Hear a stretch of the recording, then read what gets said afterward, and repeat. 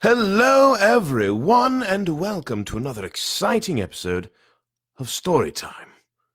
Yes, Storytime Weekend Edition. Tonight, we will be reading fairy tales, specifically Russian fairy tales. Now, don't forget, the Weekend Edition, it will be shorter than the standard ones. Yes, that's true. But will still be a lot of fun, and it will be very different than all the other versions, because during the week we're reading a book, whereas on the weekend we're reading fairy tales. This is a large book full of fairy tales. They're a lot fun, very interesting, very unique. I guarantee you have not heard anything quite like them.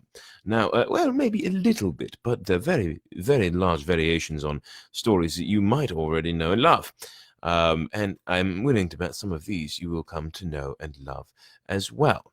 So, a little bit of background. The reason I have a book, actually two books on Russian fairy tales, I'm not sure where the other one is just right now, but I do know this one, which good enough for now. But the reason I have a book on Russian fairy tales is because I took a class on those years back during my undergraduate career at the University of Florida. You see, it sounded like fun, so I took it. And, the very first day or two were a little drab. They were a little sad. I didn't know anyone in the class, and it was a very dreary lecture hall. It was quiet, and the professor, I love the professor. She was great, but very soft spoken. So I thought on the first day or two, I was like, well, maybe this was a mistake. But however, I did end up having a good time. I ran into an old friend I hadn't seen since middle school, actually. Her name's Isabel.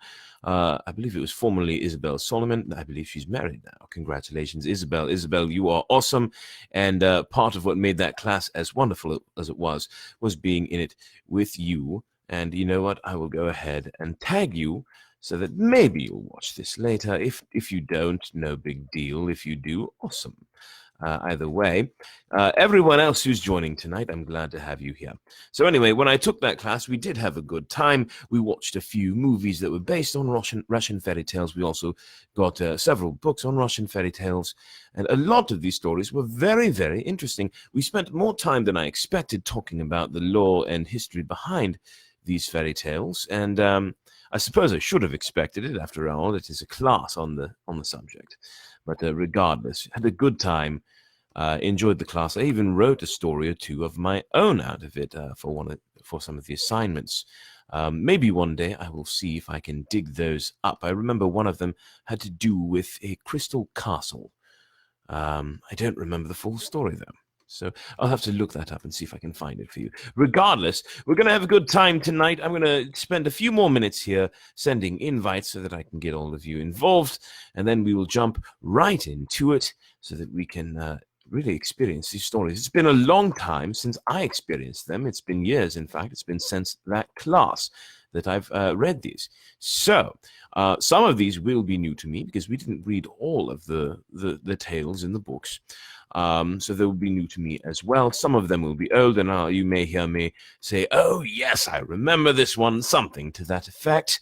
Either way, I'm very much looking forward to it, and I'm sure you are as well. With that, perhaps I should stop my jabbering. Well, it looks like there's only one viewer right now, so maybe I'll wait just a little bit and until we get a few more. I'm sending out the invites now. And don't forget to do that yourself as well. Send out some invites so that other people can watch and listen, because these are interesting stories. And if you grew up with fairy tales, you will have a slight sense of nostalgia, but you'll also hear something completely different and something completely new. And I think you'll like it very much. At least I know I did and do. So, last page I'm doing right now, there's invites, and now we will get to it. Keep your hair so short in these times. Well, Cameron, to answer the question, I have my own razor thing. I have my own clippers. I have my own set of clippers with various guards of different lengths. So on the sides, I'm a 13, in the top 20 something, whatever the longest guard I have is. And then usually I'll let the top kind of grow out and do a high and tight sort of thing, and I'll just keep going with the 13 on the sides, which is number 4. And just to keep the sides shorter while the top grows out a little bit. But anyway, back from the comments, we'll go into the story now.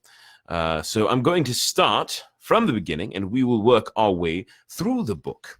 I don't know how fast we'll go through it. It's a rather large book. Oh, look, a lovely, lovely picture up front. It says, translated by Norbert Gutermann from the collections of Alexander Afanasyev, illustrations by Alexander Alexiev, folkloristic commentary by Roman Jacobson.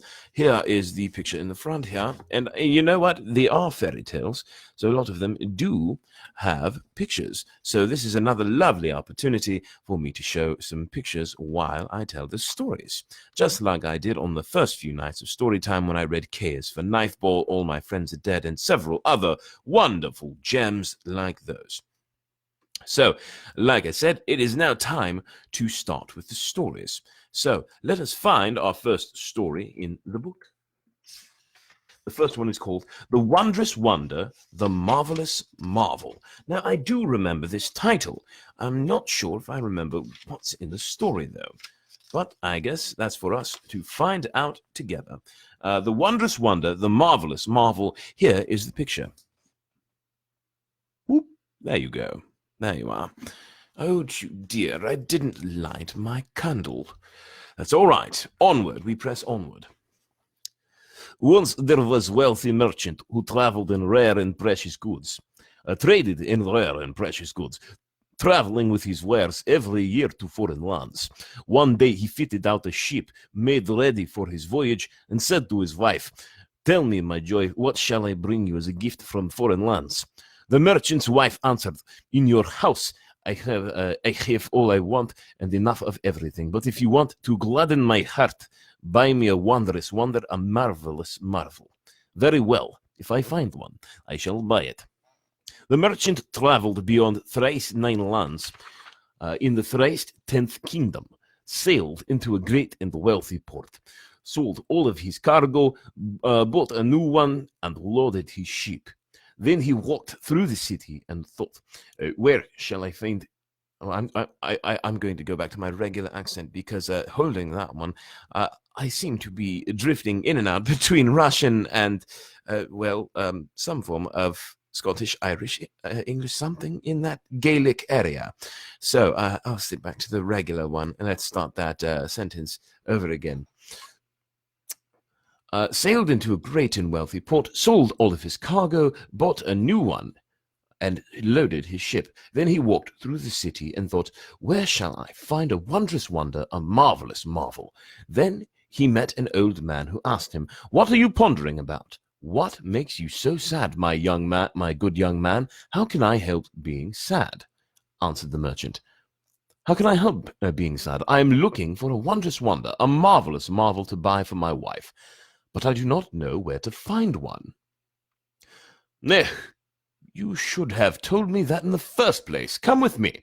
I have a wondrous wonder, a marvelous marvel, and since you must have it, I will sell it to you." The old man led the merchant to his house and said, "Do you see that goose walking in my yard?" "I do." "Now, see what's going to happen to it. Hey, goose, come over here." And the goose came into the room. The old man took a roasting pan and again spoke to the goose. "Hey, goose, lie down in the roasting pan." And the goose lay down in the roasting pan. The old man put it in the oven, roasted the goose, took it out, and set it on the table. "Now, merchant," said the old man, "let us sit down and eat. Only do not throw the bones under the table. Instead, gather them all into one pile." So they sat at the table, and between them ate the whole goose.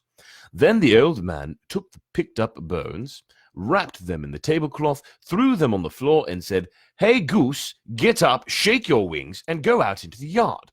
The goose got up, shook its wings, and went into the yard as though it had never been in the oven. "Indeed, my host, yours is a wondrous wonder, a marvelous marvel," said the merchant, and began to bargain with him for the goose, which he finally bought for a high price. Then he took the goose with him aboard ship and sailed back to his native land. He returned home, greeted his wife, gave her the goose, and told her that with this bird she could have a roast every day without spending a penny. Just roast it, and it will come to life again. Next day the merchant went to his stall in the bazaar, and in his absence his wife's lover came to see her. She welcomed him with great joy, and offered to prepare a roast goose for him. She leaned out of the window and called, "Goose, come here!" And the goose came into the room. "Goose, lie down in the roasting pan." But the goose refused. The merchant's wife grew angry and struck it with the roasting pan. As she did so, one end of the pan stuck to the goose and the other to her. It stuck so fast she could not in any way pull herself loose from it. "Oh, sweetheart," cried the merchant's wife, "wrench me loose from this roasting pan. The accursed goose must be bewitched." The lover grasped the merchant's wife with his 2 hands to wrench her loose from the roasting pan, but he himself stuck to her. The goose ran out into the yard, then into the street, and dragged them both to the bazaar. The clerks saw their plight and rushed forward to separate them, but whoever touched them stuck to them. A crowd gathered to look at this wonder, and the merchant too came out of his stall. He saw that something was wrong. Who are all these new friends of his wife's? "Confess everything," he said, "otherwise you will stay stuck together like this forever." There was no way out of it, so the merchant's wife confessed to guilt. Then the merchant pulled them apart, soundly thrashed the lover, took his wife home, and gave her a good hiding too, repeating with each blow, "Here is your wondrous wonder, your marvelous marvel, and my goodness, was that a horrid story!" Wife beating. Goodness gracious, that's awful. Truly awful. Oh, goodness. Oh, I guess we should move on to the next one. I'm a little afraid to, but here we go. The next one is called The Fox Physician. All right, who's ready for The Fox Physician?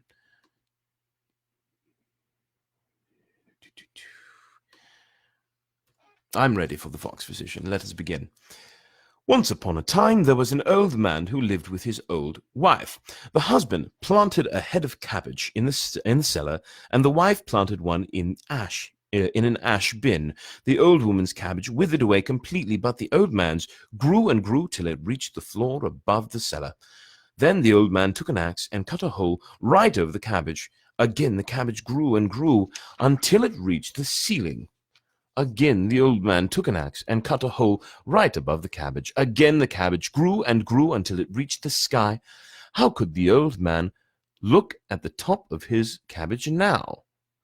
He climbed and climbed up the stalk until he reached the sky, cut a hole in the sky, and climbed out there.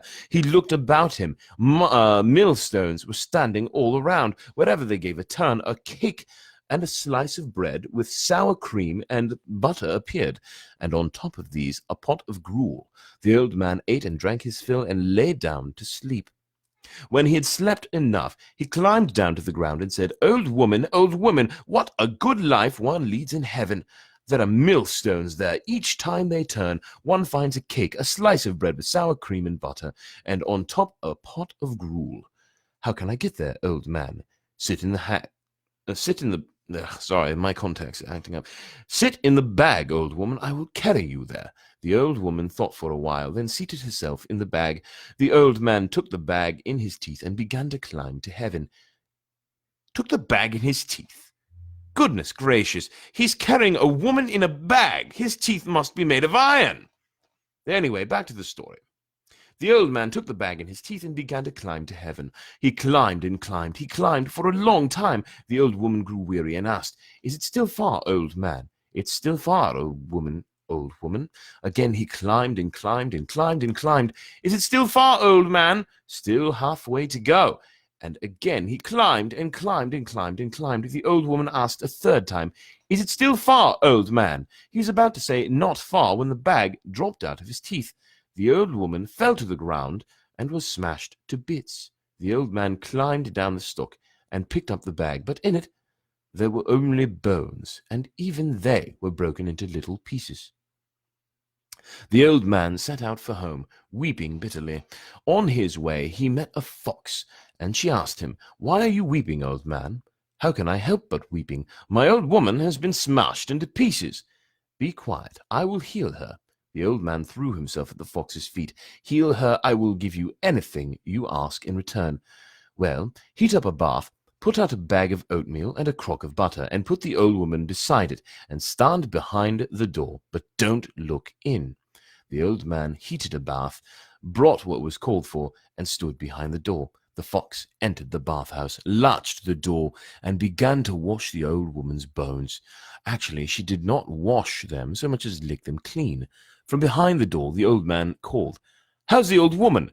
"She's stirring," answered the fox. She finished eating. The old woman gathered the bones together, piled them up in a corner, and began to prepare a hasty pudding. The old man waited and waited, and finally called, "How's the old woman?" "She's sitting up," answered the fox, spooned up the rest of the pudding. When she finished eating, she said, "Old man, open the door wide." He opened it, and the fox leapt out of the bathhouse and ran home.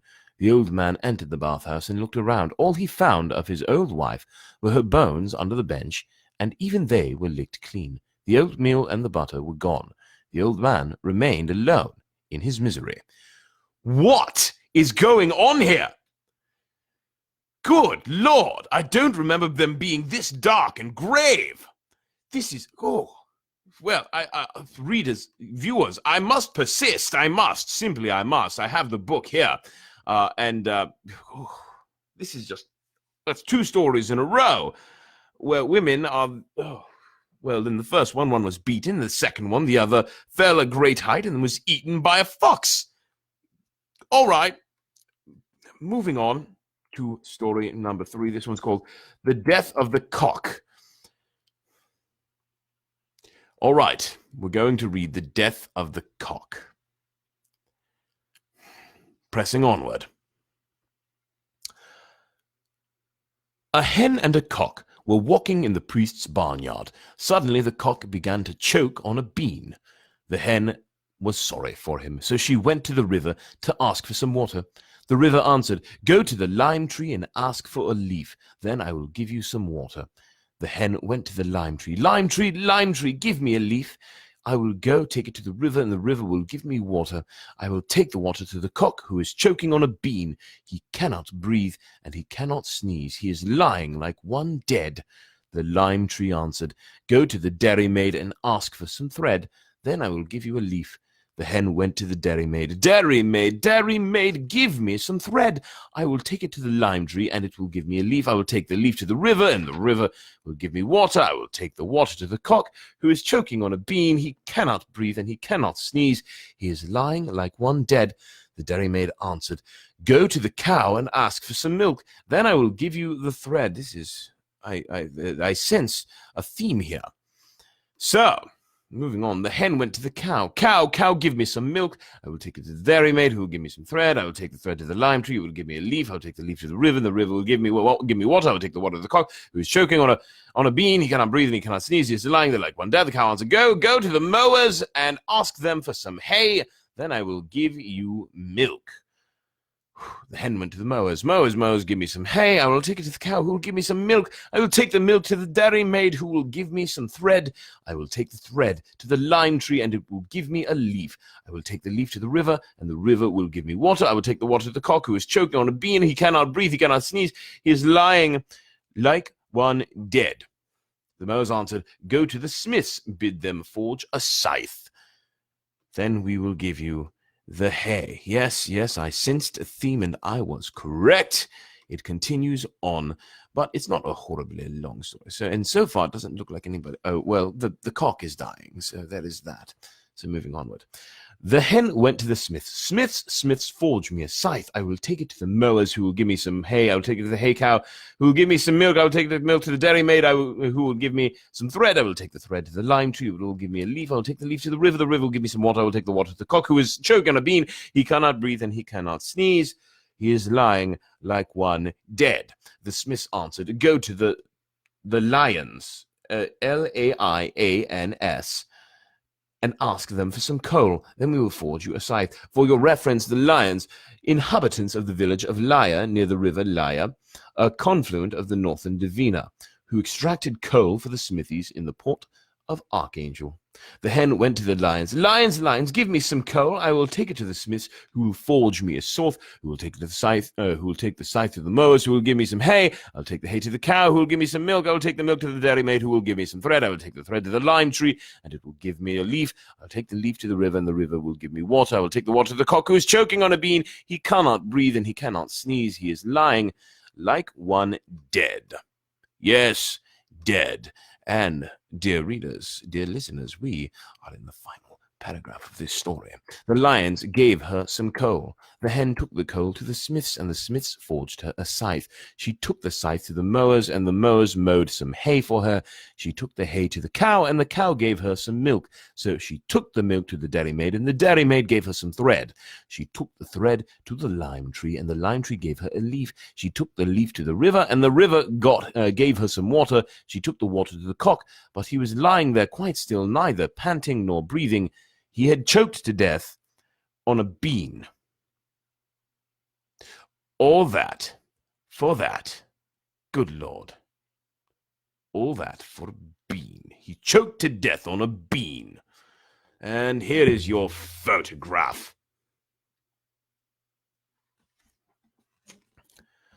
Now, tell me I was wrong. These fairy tales are nothing like the fairy tales you grew up reading, are they? Nothing like them. You know, most fairy tales and stories and things like that, limericks, what have you, like the kittens with the mittens and all that, they had a point. They had something to teach you a lesson at the end. I don't see much of a lesson in any of these. I mean, I suppose in the first one, the lesson is don't cheat on your person, your husband or wife, which, you know, that's lying. You know, if you're lying to someone, that's never a good thing. Sure. The second one, I don't know. The woman wasn't patient in the second one, so she fell to her death. But then the husband was patient in the second one.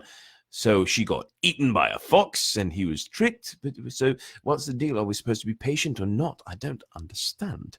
And this third one, good Lord, maybe the moral of that is not to dither and run a million tasks for people when something crucial is on the line. I mean, you saw what happened with that cock. It strangled itself on a bean, for Pete's sake. Anyway, let's go ahead and read another one or two stories, okay? Shall we? Shall we? I think we shall. Yes, this book is so bad it's good. Yes, Cameron, I agree. It is something special, is it not? Whew. All right, moving on. Let's move on to the next story. The next story is called Misery, as if they weren't miserable enough already. So here's your photo, Misery. Sorry for smacking the microphone there. It probably made quite a loud noise. I apologize for that. So, moving on. Now, I promise there are some Russian fairy tales that I do quite enjoy. There are some. I remember them. They didn't make much sense, but I did quite enjoy them. And they weren't, well, you know what? They were absolutely horrible. Now that I think back on it, most of the stories, horrible, horrible things happen to everyone. Well, I guess that's Russia for you. Anyway, onward to Misery. In a certain village, there lived two peasants, blood brothers. One was poor and the other rich. The rich one went to live in the town, built himself a big house, and even a piece of bread in his house. And joined the Merchants' Guild. But the poor one often had not even a piece of bread in his house, and his little children sometimes wept and begged for something to eat. From morning till night the peasant struggled like a fish against ice, but he never could earn anything. One day he said to his wife, "I will go to the town and ask my brother for help." He came to the rich man and said, my own brother, help me a little in my misery. My wife and children are without bread. They go hungry for days on end.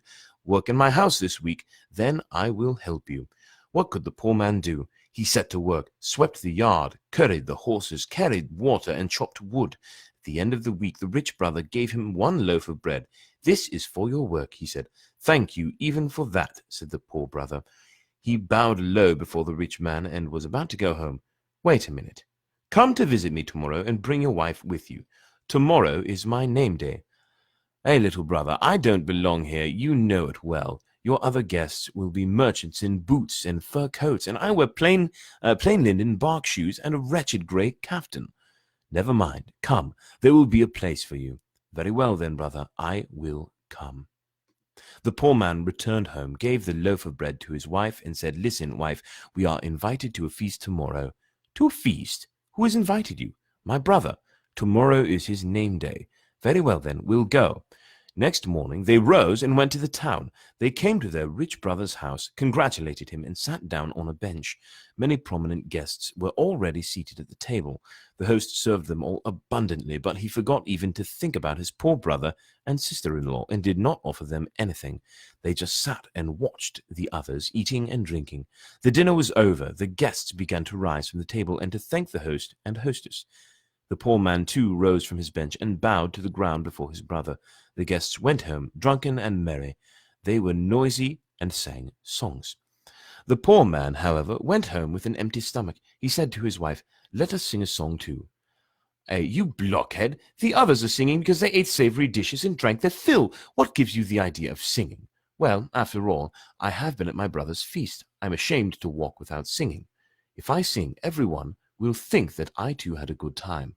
Well, sing if you must, but I won't. The peasant began singing a song and heard two voices. He stopped and asked his wife, Was it you who accompanied me in a thin voice? What is the matter with you? I wouldn't think of singing a note. Then who was it? I don't know, said the woman.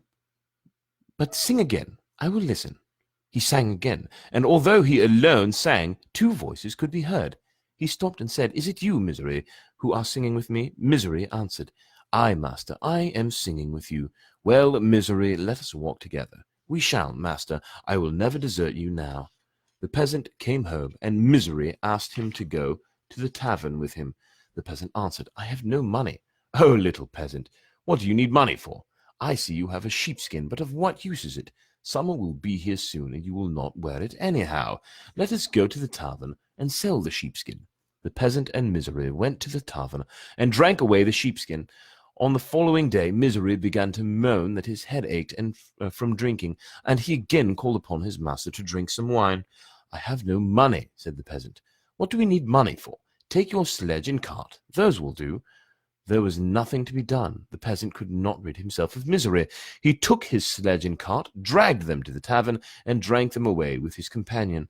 The following morning, Misery moaned even more and called upon his master to go drinking again. The peasant drank away his harrow and plough.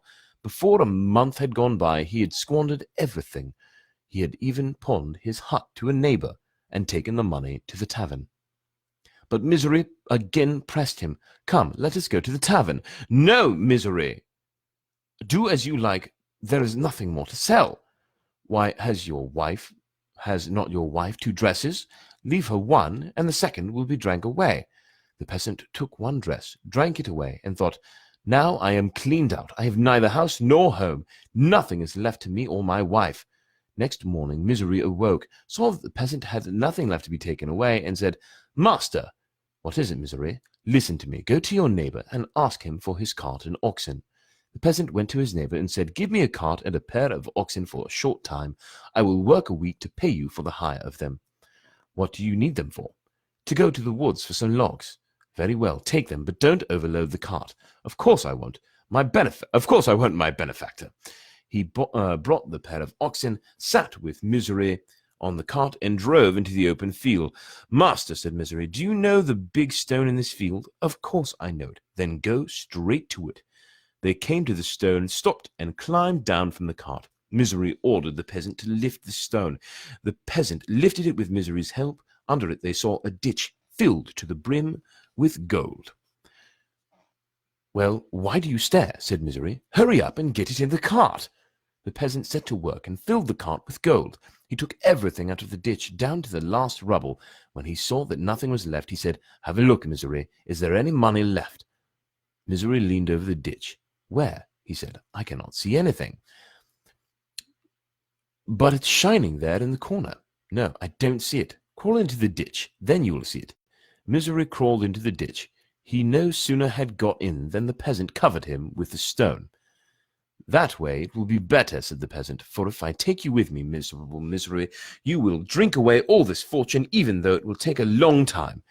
The peasant came home, stored the money in his cellar, took the oxen back to his neighbor, and began to consider how to establish himself in society. He bought wood, built himself a large wooden house, and lived twice as richly as his brother.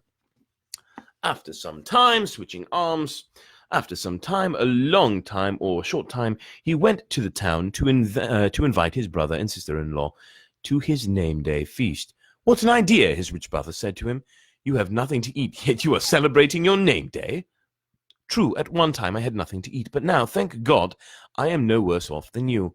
Come and you will see." "Very well, then I will come." The next day the rich brother and his wife came to the name-day feast, and lo and behold, the once wretched man had a large wooden house, new and lofty, such as not every merchant has. The peasant gave them a royal feast, fed them with all kinds of viands, and set various meads and wines before them.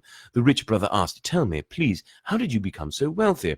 The peasant told him truthfully how miserable misery had attached himself to him, how he had led him to drink away all his possessions, down to the last thread, till nothing was left but the soul in his body, how misery had shown him the treasure in the open field, how he had then taken the treasure and got rid of misery.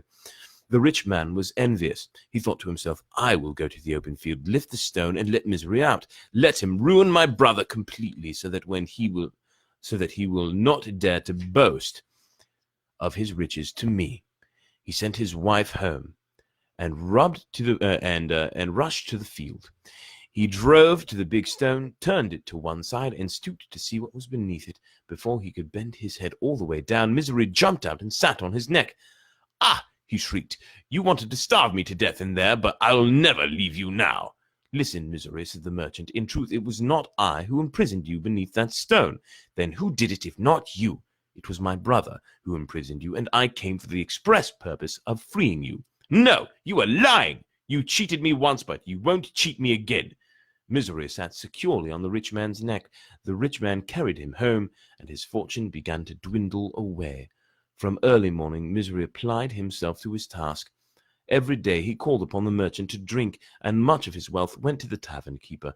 "This is no way to live," thought the merchant. "It seems to me that I have sufficiently amused Misery. It is high time I separated from him. But how?" He thought and finally had an idea. He went out of his broad courtyard, left 2 oaken spikes, took a new wheel, and drove a spike into the hollow shaft that went through the hub of the wheel. He came to Misery. "Why, Misery, do you always lie on your side?" "What else shall I do?" "What else? Come into the courtyard and play hide and seek with me." Misery was delighted with this idea. They went into the yard. First the merchant hid. Misery found him at once, and now it was Misery's turn to hide. "Well," he said, "you won't find me so soon. I can get into any hole, no matter how small." "You're bragging," said the merchant. "You can't even get into that wheel, let alone a hole." "I can get into that wheel. Just wait and see how I shall hide." Misery crawled into the hollow shaft. The merchant drove another oaken spike into the other end of the hollow shaft, picked up the wheel, and cast it together with Misery into the river. Misery drowned, and the merchant lived again as of old. I really don't understand the moral of that story. I really don't. If you do, go ahead and tell me. It has something to do, I'm sure, with, not drinking your troubles away. Maybe that's a common thing in Russia. But damn, what was the point of that story? If you can tell me, I would love to hear it. I really would. Tales were quite dark. Yes, the original Grimm's Tales were quite dark. I agree. And again, hello to everyone who has joined. It's good to see you all here. I will continue with these stories. First, I want to do a few more invites before we move on. But seriously, discuss. If you have anything to say about the Russian fairy tales, please do. So far, I have yet to hear a tale that has a real apparent moral to the story. Yeah, no idea what's going on. If you have a clue, please say so. I would love to be clued in. So, moving on, let's read another one. The next one is called The Castle of the Fly. I'm wondering if this is one of the ones I was thinking of when I told you about these stories before. I could be wrong. It might not be, but it might be. So, let us see. The Castle of the Fly. No, I was just reading the first sentence. I don't think it's the same one I was thinking of. But that's all right. I look forward-ish to the castle of the fly. Here we go. A fly built a castle, a tall and mighty castle. There came to the castle the crawling louse. Who's in the castle? Who's in your house? Said the crawling louse. I, the languishing fly. And who art thou? I'm the crawling louse. Then came to the castle the leaping flea. Who's in the castle? Said the leaping flea. I, the languishing fly, and I, the crawling louse. And who art thou? I'm the leaping flea. Then came to the castle the mischievous mosquito. Who's in the castle? Said the mischievous mosquito. I, the languishing fly, and I, the crawling louse, and I, the leaping flea. And who art thou? I'm the mischievous mosquito. I'm sensing another theme here, but we press on. Mosquito, yes. Then came to the castle the murmuring mouse. Who's in the castle? Said the murmuring mouse. I, the languishing fly, and I, the crawling louse, and I, the leaping flea, and I, the mischievous mosquito. And who art thou? I'm the murmuring mouse. Then came to the castle the wriggly lizard. Who's in the castle? Said the this again, said the wriggling lizard. I, the languishing fly, and I, the crawling louse, and I, the leaping flea, and I, the mischievous mosquito, and I, the murmuring mouse. And who art thou? I'm the wriggling lizard. Then came to the castle Patricia Fox. Oh, a real name. Who's in the castle? Said Patricia Fox. I, the languishing fly, and I, the crawling louse, and I, the leaping flea, and I, the miserable mosquito, and I, the murmuring mouse, and I, the wriggly lizard. And who art thou? I'm Patricia Fox. Then came to the castle High Jump the hare. Really, you're going to make me say all of this? All right. Who's in the castle? Said High Jump the hare. I, the languishing fly, and I, the crawling louse, and I, the leaping flea, and I, the mischievous mosquito, and I, the murmuring mouse, and I, the wriggly lizard, and I, Patricia Fox. And who art thou? I'm High Jump the hare. Oh, good. Not too much left in this story. These it's quite a mouthful, is it not? Then came to the castle Wolf Greytail. Who's in the house? Said Wolf Greytail. I, the languishing fly, and I, the crawling louse, and I, the leaping flea, I, and I, the mischievous mosquito, and I, the murmuring mouse, and I, the wriggly lizard, and I, Patricia Fox, and I, High Jump the hare. And who art thou? I'm Wolf Greytail. Then came to the castle Bear Thicklegs. I don't think I've ever had that nickname before, but I'm sure I know someone who has. Anyway, who's in the castle? Said Bear Thicklegs. I, the languishing fly, and I, the crawling louse, and I, the leaping flea, and I, the mischievous mosquito, and I, the murmuring mouse, and I, the wriggly lizard, and I, Patricia Fox, and I, Hightail the hare, and I, Wolf Greytail. And who art thou? I'm Rumbling Thunder. I'll tumble you under. I'm Bear Thicklegs. And he laid his thick paw on the castle and smashed it. Are you fucking kidding me? What was the point of that story?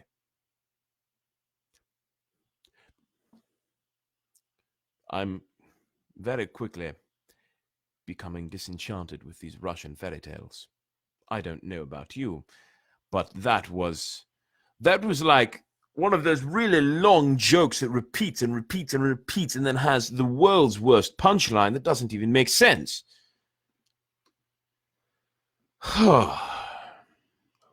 Yes, oh Lord is correct.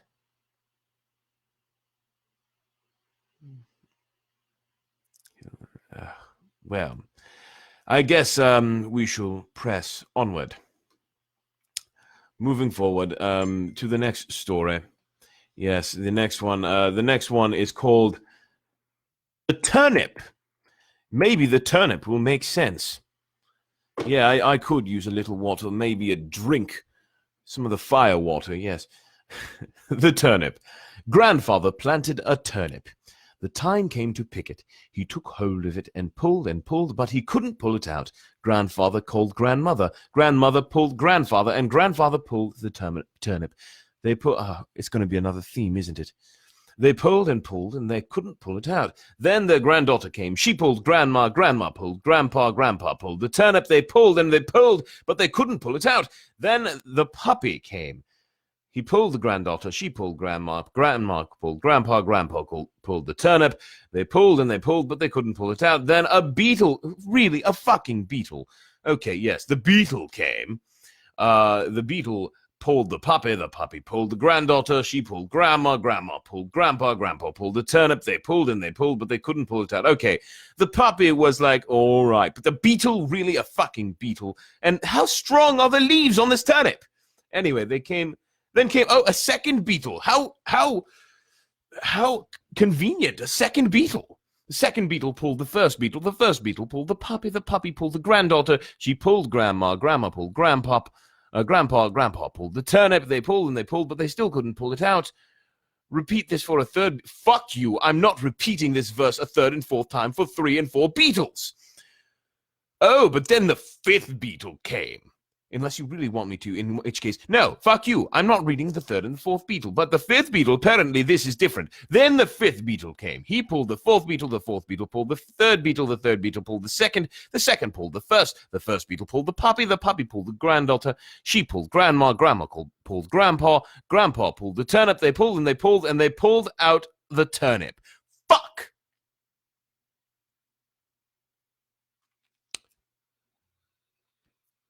Sorry, this is a little more explicit than I intended tonight. But I really don't understand why I'm reading you these stories right now. They're not as fun as I had hoped, unless you're having a great time watching me become frustrated by reading these stories. All right, let's read 1 or 2 more, and then we'll call it a night. Totally enchanting. Yes, indeed they are. Pardon my language again, just in case I repeat my outburst there from just a moment ago. This one's called The Hen. In grandmother's yard, grandmother who couldn't pull a turnip, with the help of grandfather and a puppy and 5 beetles. Yes, okay. In grandmother's yard lived a speckled hen. She lay an egg one day. Maybe it's not the same grandmother, regardless. She lay an egg one day. The egg rolled down from shelf to shelf, and in the end found itself in a little keg of aspen wood. Beetles can do great things. I don't know about beetles. Oh, yes, true, very true. Nice little play on spelling there. Well, John would be proud of you. In the end, it found itself in a little keg of aspen wood, away in a corner under the bench. A mouse ran by too near the keg, wiggled his tail, and broke the egg. At this great catastrophe, an old cripple began to cry. An ugly crone let out a sigh. A startled chicken rose to fly. The gateposts shrieked, all doors creaked, the swill tub leaked. The priest's daughter, carrying water, broke her buckets. All in a dither, she came to her mother and said, "Mother, mother, have you heard the news? In grandmother's yard lived a speckled hen. She laid an egg today. The egg rolled down from shelf to shelf, and in the end it found itself in a little keg of aspen wood, away in a corner under a bench. A mouse ran by too near the keg, wiggled his tail, and broke the egg." At this great catastrophe, an old cripple began to cry. An ugly crone let out a sigh. A startled chicken ran to fly. The gatepost shrieked, all doors creaked, the swill tub leaked, and I, your daughter, carrying water, broke my buckets. The wife of the priest dropped her yeast, and her precious dough fell to the floor. She headed straight through the churchyard gate and said, "Husband, husband, have you heard the news? In grandmother's yard lives a speckled hen. She laid an egg today. The egg rolled down from shelf to shelf, and in the end it found itself in a little keg of aspen wood, away in a corner under a bench. A mouse ran by too near the keg, wiggled his tail, and broke the egg. At this great catastrophe, an old cripple began to cry. An ugly crone let out a sigh.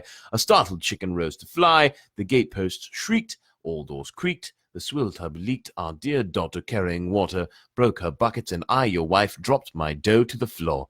The Holy Father, with a terrible look, tore the pages out of his book and scattered them on the floor. I'm really confused right now. Really, I am so confused. But it's all right. I'm going to read one more story. This one is called Riddles, and then we will call it a night. Riddles. Near a highway, a peasant was sowing a field. Just then the Tsar rode by, stopped near the peasant, and said, "Godspeed, little peasant." "Thank you, my good man." He did not know that he was speaking to the Tsar. "Do you earn much profit from this field?" "If the harvest is good, I may make 80 rubles." "What do you do with this money?" 20 rubles go for taxes, 20 go for debts, 20 I give in loans, and 20 I throw out of the window." "Explain to me, brother, what debts must you pay, to whom you loan money, and why you throw money out the window?" "Supporting my father is paying a debt. Feeding my son is lending money. Feeding my daughter is throwing it out of the window." "You speak the truth, What the fuck? What the fuck, guys? "You speak the truth," said the Tsar. He gave the peasant a handful of silver coins, disclosed that he was the Tsar, and forbade the man to tell these things to anyone outside of his presence. "No matter who asks you, do not answer." The Tsar came to his capital and summoned his boyars and generals. "Solve this riddle," he said to them. "On my way, I saw a peasant who was sowing a field. I asked him what profit he earned from it and what he did with his money. He answered that if the harvest was good, he got 80 rubles, and that he paid out 20 rubles in taxes, 20 for debts, 20 as loans, and 20 he threw out the window. To him who solves this riddle, I will give great rewards and great honors." The boyars and generals thought and thought, but could not solve the riddle. But one boyar hit upon the idea of going to the peasant with whom the Tsar had spoken. He gave the peasant a whole pile of silver rubles and asked him, "Tell me the answer to the Tsar's riddle." The peasant cast a glance at the money, took it, and explained everything to the boyar, who returned to the Tsar and repeated the solution of the riddle. The Tsar realized that the peasant had not abided by the imperial command and ordered that he be brought to court. The peasant appeared before the Tsar and at once admitted that he had told everything to the boyar. "Well, brother, for such an offense I must order you put to death, and you have only yourself to thank for it. Your Majesty, I am not guilty of any offense because I told everything to the boyar in your presence." As he said this, the peasant drew from his pocket a silver ruble with the Tsar's likeness on it and showed it to the Tsar. "You speak the truth," said the Tsar. "This is my person." And he generously rewarded the peasant and sent him home. All right, that one's not quite as ridiculous as the rest, but still doesn't make a lot of sense. Maybe I'm just out of it. Maybe I am just off my game and not recognizing the themes and everything involved with these stories. Regardless, we will read some more of them tomorrow night.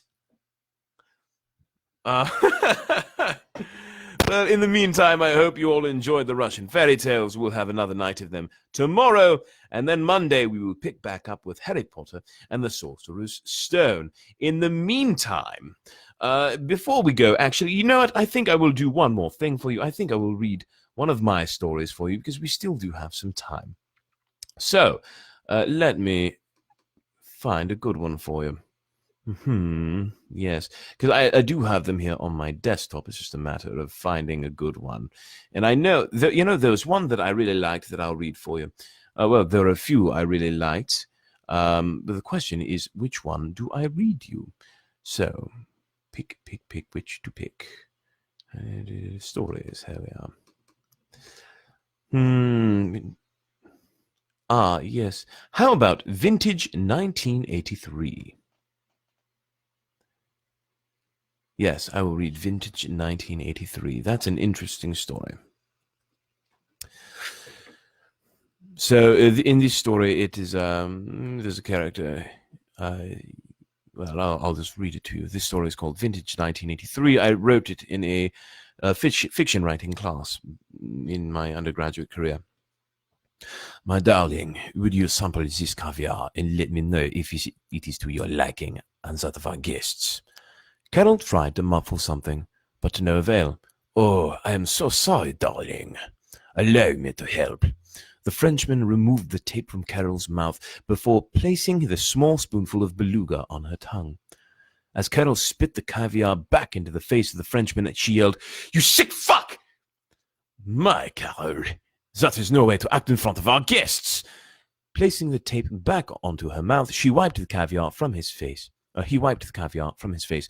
"And look, dearest, you even got some on Berlin Saturday." The table at which the Frenchman was standing had 8 spots, and by the looks of it, each spot was but one was designated a day of the week. Carol was sitting at Sunday, while the other designated spots were filled with silver-covered platters. The Frenchman carefully wiped the silver platter cover, labeled Baron Saturday, before lifting the lid. Under the lid on the platter was a solitary finger with a gold ring on it. The ring had a rectangular top and 5 tiny diamonds embedded around the band. "You know, I quite envy the Baron, Carol. He had good skin. Has good skin."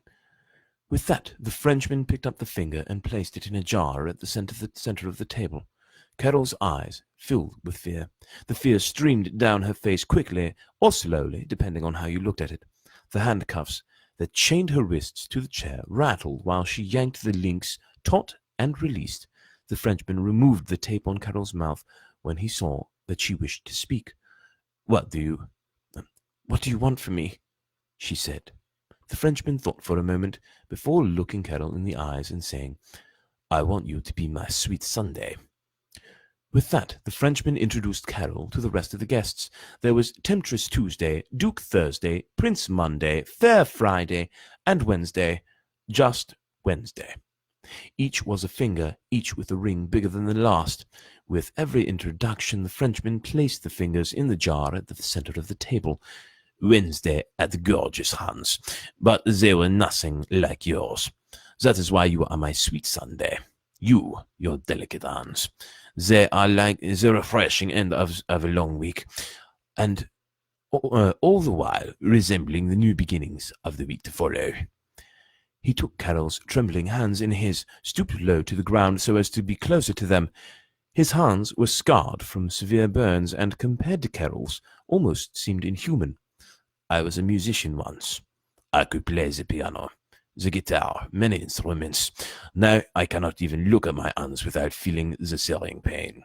The nerves were burned away, and the doctors told me it was a miracle that my hands could still function, but the pain is still there." The Frenchman suddenly stood and wiped a tear from his face, wincing in pain as he did so. He turned and walked into the other room. When the Frenchman returned, he had 2 things, a key and a revolver. Carol's heart grew heavy and her stomach twisted. "What are you doing with that?" she said. "Relax," said the Frenchman as he slipped the key into one of the handcuffs. "Unchain yourself and follow me, darling." Carol did as he said, and upon entering the next room over, she saw a piano. The Frenchman cuffed Carol to the piano, which was fitted with a bar in front so she could move her hands enough to play freely. "I want you to play the piece in front of you." Carol did not recognize the piece, but she was not going to disobey a man with a gun. If one thing made her glad, it was that she could read music. The Frenchman sat down at the bar on the other end of the room as Carol played. He reached for a bottle, vintage 1983. "We were on the roof when we saw the smoke. The building had caught fire, and our son was asleep in the apartment. We ran down the stairs through the worst of the fire. It had not yet reached our apartment on the lower floor. As we made our way back into the staircase, a flaming beam fell on my wife. I tried to pull it off, disregarding the fire as it got closer and hotter by the second. I remember the firemen pulling me away." The Frenchman grew quiet and took a swig of the liquor in his hand. He walked to the piano and pointed the gun at Carol's head. "Your hands. My wife's hands were the last I saw of her. Your hands remind me of hers." The Frenchman lowered the gun and sat back at the bar. "I am sorry, my darling." When he pulled the trigger, both the bottle and his face fell to the bar. Blood mingled with liquor while Carol played on. The fear was gone, but the tears continued to stream down her face. And that is the end of my story, Vintage 1983. Quite an interesting little story. It's been a long time since I read that one. Well, not a long time. I read it the other day because I couldn't remember it.